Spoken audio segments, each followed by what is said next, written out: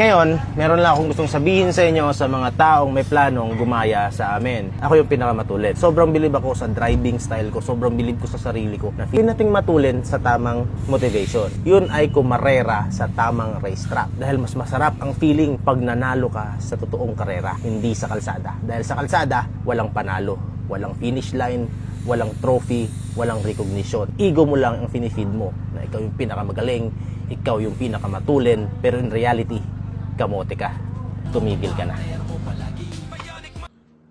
Maraming nagtag sa akin sa regarding dito sa video na to. Kaya ang masasabi ko, hindi kami nagkulang sa paalala. Ang sinasabi ko sa vlogger na to, kung wala kang driving skills sa highway, huwag ka nang pumalag.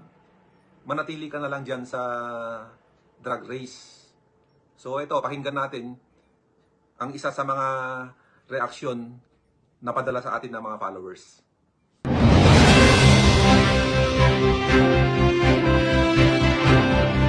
Kasalanan ba namin yon?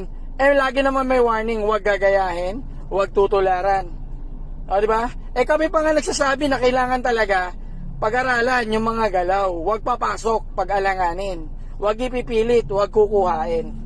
Anong gusto nyo iparating? Ayun, trophy nila makikintab. Kaya nagiginta nga yung tao kasi umaasa sa tapak derecho eh. Yun yung sinasabi. Sige kayo, nadyan na kayo sa tapak derecho. Ito, atake matindi to. Kayo nadyan sa tapak derecho. Pero wag na wag kayo lalabas sa street kasi ang labas nyo bobo. Okay? Ilan na nakikita ko may mga emblem na mga rima, puta. Moments later, puta, bangga. Di bobo nga. Nabangga. Kasalanan mo ngayon. Kasalanan mo lang ay, nabangga yung tao doon, kasalanan mo, papayag ka ba nun? Kasalanan natin? Kung bobo sila, wala tayong magagawa, kumuha na lisensya, nasa edad yan. Kung ano man mangyari dyan, nakinig sila o hindi, discretion nila yan. Wala namang batas na ganun eh. Mali ang atake. Ganun dapat. Ngayon, ito ngayon ang atake matindi. Sige, asa kayo sa tapak, diretso piga. Tinan mo, malamang, ganun ang skills ng isa. Walang iwas, hindi niya inisip yung condition ng kalsada. Nabuhangin.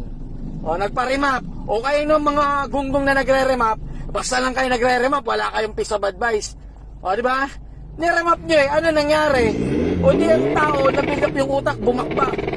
Kinulang ng skills. Ano nangyari? Walang advice, hindi nakinig. Tapos kasalanan ng iba. Totoo ba yon?